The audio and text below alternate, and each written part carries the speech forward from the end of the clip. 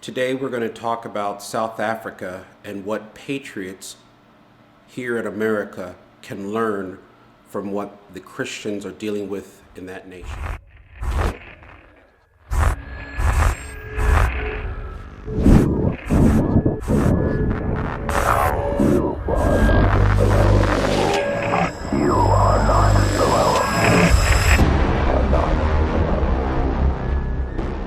Welcome to the Charles Carroll Society show.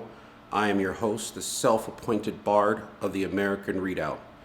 I've changed my background a little bit because another one of my YouTubers I like to follow, Blonde in the Belly of the Beast, she has a really cool new background that apparently she made. So this is a piece of artwork that I have.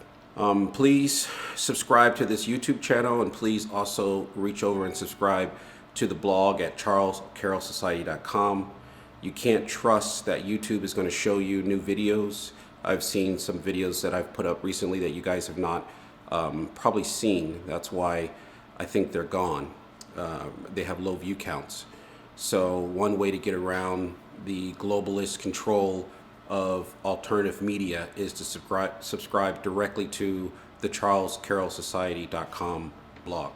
Julius Malema, the leader of the South African Economic Freedom Fighters Party, which broke off from the African National Congress, or ANC, we've covered several times on this YouTube channel.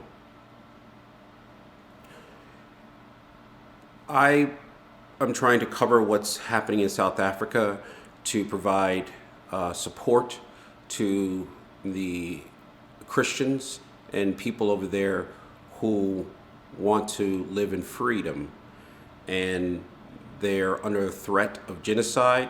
They are having significant attacks on farms, both black and white, and what they call colored over there, which is people of mixed race. But another reason I cover what is happening over there is so that we here in the United States can learn from them. I've spoken with some people in South Africa myself, and they have said that they really wish they had a movement like the American Readout several years ago.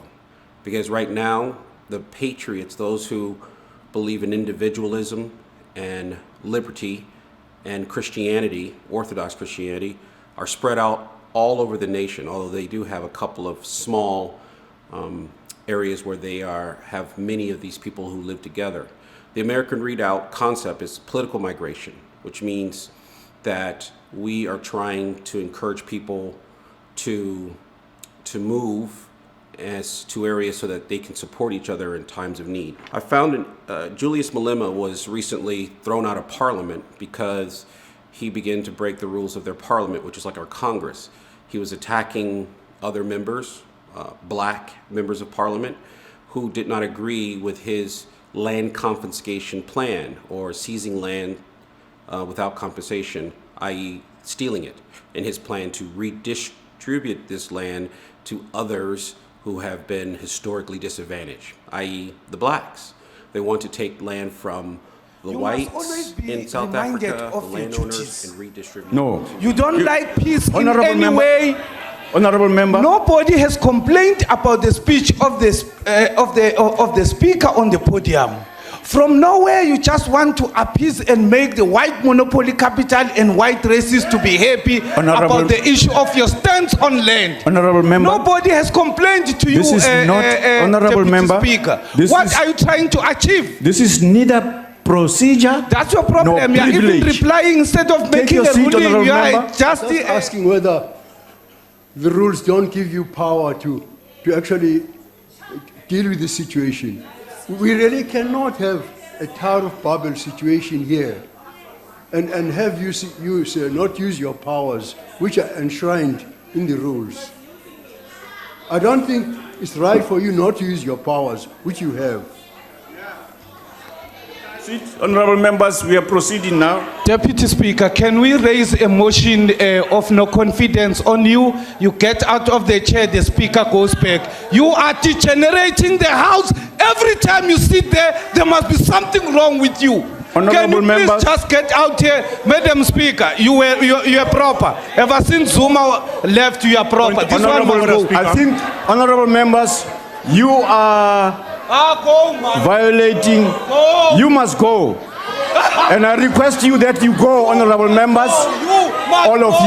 you. All of must you. go. Honorable members, you are screaming, all of you, and I see you, and I suggest that you go. I request the Sergeant at Arms to escort members to leave the house. Yes. Yes. Yes. I have requested the Sergeant at Arms. Where is she? Yes. Yes. Compensation! That compensation! That compensation! You can stay on your seat and preside over the whites of the DA because you want just to And you are impress useless. You them. must leave You are that useless. position. Nina Honorable nitayisa abantu members, will you bakini. switch off the mics, please? Julius Malema previously had said how he was willing to always follow the law, but now that things are happening that he doesn't like, the ANC seems to not want to seize this land now, and they're seeing international pushback on basically stealing everyone's land in the country. Julius Malema suddenly says, nah, we were going to follow the law, but now that the law's not allowing us to steal the land, we don't need to follow it anymore. This is very similar to what's happening here in the United States, in my opinion. Julius Malema now says that, hey, there may be an unled revolution in South Africa.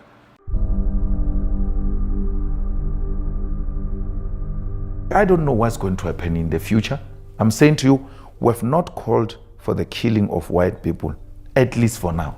I can't guarantee the future. Yeah, but I mean, you'd understand somebody watching that, especially as it gets shared on Twitter, they freak out. It sounds like a genocidal call. Cry babies. Cry babies. I'm not calling for the slaughter of white people, at least for now. I can't give a guarantee of the future, especially when things are going the way they are. Subtext. Especially if things are going the way they are, there will be a revolution in this country, I can tell you now. There will be an unled revolution. An unled revolution is the highest form of anarchy. That's what he's saying on TV. Not my fault. I'm just out stirring up people. I'm singing songs about kill the whites, which is kill the Boers. That may have been a protest song long ago, but now that you're in government and have the power of the state, to talk about killing people based upon their race is seen much differently. His threat of unled revolution is essentially mob violence, occupying people's land and taking it by force. And he's trying to claim that he's not responsible for this.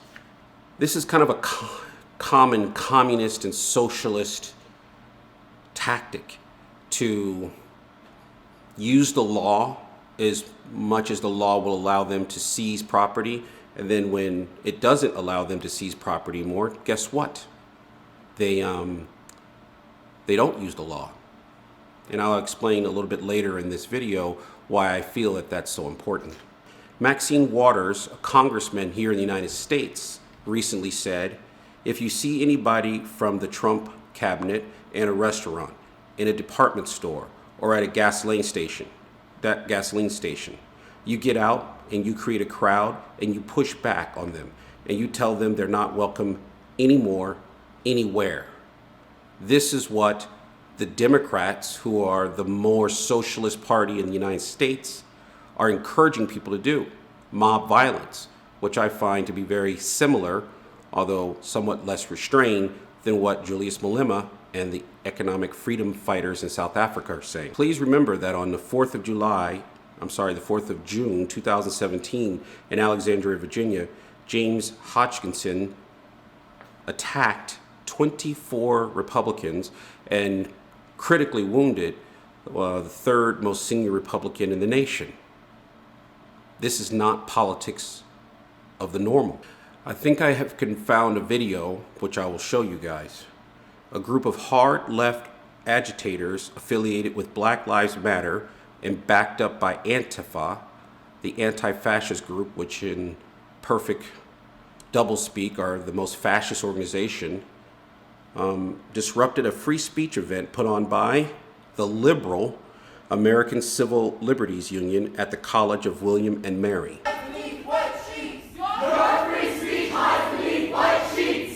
No justice, no peace. Nazis don't deserve free speech. No justice, no peace. Nazis don't deserve free speech. No justice, no peace. Nazis don't deserve free speech. No justice, no peace. Nazis don't deserve free speech. No justice, no peace. Nazis don't deserve free speech. The revolution will not uphold the Constitution. The revolution will not uphold the Constitution. Revolution will not uphold the Constitution. Revolution will not. Revolution will not uphold the Constitution. The revolution will not uphold the Constitution. Whose side are you on? Whose side are you on?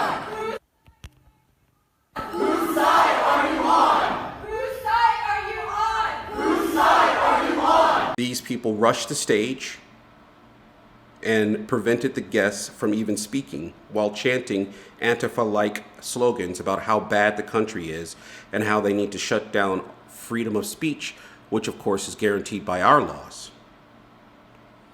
I found it very interesting that one of the chants these people did when they rushed the stage was, "The revolution will not uphold the United States Constitution." Once again, this is not politics of the normal.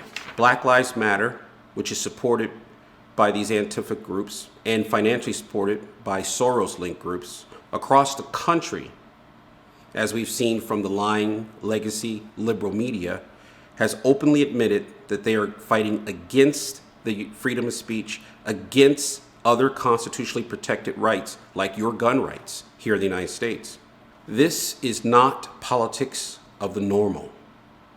This is what our Republican leadership seems not to be able to understand. This is fourth generation warfare. What even smart men like Jordan Peterson, Dr. Jordan Peterson, and especially people who may not be as smart like most of the people in the Republican leadership can't understand is that they are at war. I believe more and more people in South Africa are waking up to the fact that they are at war. It's not a civil war, as many people in the prepper community have suggested and thought. There won't be bugles and drummers and lines marching up and down. This is a fourth generation war. It is not politics as normal. There are a group of people who are attempting to change, to achieve a political change in America and in other parts of the world. Fourth generation warfare is defined as conflicts which involve many of the following elements. Doesn't need all of them, but listen to these elements and tell me if this does not sound a lot like what you're seeing. They're complex. They are long. They have terrorism, like the attacks on the Republican leadership at the baseball game, like Antifa attacking. They are non-nation, national state actors, like Antifa, which is a globalist organization, like Soros, who is active in many, many nations. They attack the culture and they demonize a portion of the community. Like in South Africa, they are demonizing whites. In America, they are demonizing whites. I've heard black people say that white people should not feel comfortable being white. They are highly sophisticated. They use psychological warfare, especially through media manipulation. This is what the social justice warrior at the most recent Han Solo story you see. You see them using their control of the media to attempt to make a political change in America. They use lawfare. That's what the Southern Poverty Law Center, it just got successfully sued for $3.2 million by making gray organizations.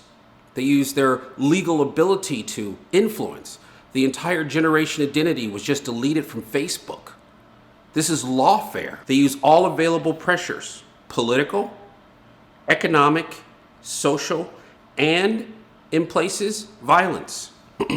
It occurs in a low intensity. In other words, instead of having a bunch of civil war and huge things that happen only over a couple of weeks, there's this steady drumbeat that, hey, if you accept us, if you accept what we're doing, then you'll live in peace. They generally attack even non-combatants. This is what is happening to the Trump administration. These people are running after them in restaurants, in attacking them, making sure that they don't feel comfortable. They lack a clear, defined control. In other words, who's the leader of Antifa and Black Lives Matter and the various organizations, the Hispanic organizations that believe that the Southwest of America belongs to them as Aztlan? You know, who is the leader? This is what Malema just said. Malema said, a non-led revolution. Generally, they are smaller in size than big standing armies. They use social media and communications to organize. They subvert, they attack, and they use violence. Our leadership does not understand, and I have not seen many of the dark web or whatever you want to call these dissident thinkers explain this clearly. We are in a fourth generation warfare with socialists, progressives, communists, fascists. This is war. It has already started. And when our side finally wakes up to the fact that they hate you and they want to end your way of life, they will use legal means if that is allowed and that works, but they will use non-legal means to achieve their objectives. Our side, the more conservative side, I find unfortunate because we tend to be law-abiding people, which means that we don't understand that we're in a war. We don't understand the nature of fourth generation warfare. And it doesn't matter because if we won't do anything that is illegal. This is why people like the Pride Boys and Patriot Prayer, these groups are doing as much to safeguard the Republic as nearly anyone in Washington who wants to talk all about tax policy. These people are modifying our culture. They are making war on our way of life. And our leadership, talking about tax policy. One easy way to win a war is if the other side doesn't fight. Fight. Viva Cristo Rey, Viva Cristo Rey, Viva Cristo Rey y the Virgin of Guadalupe.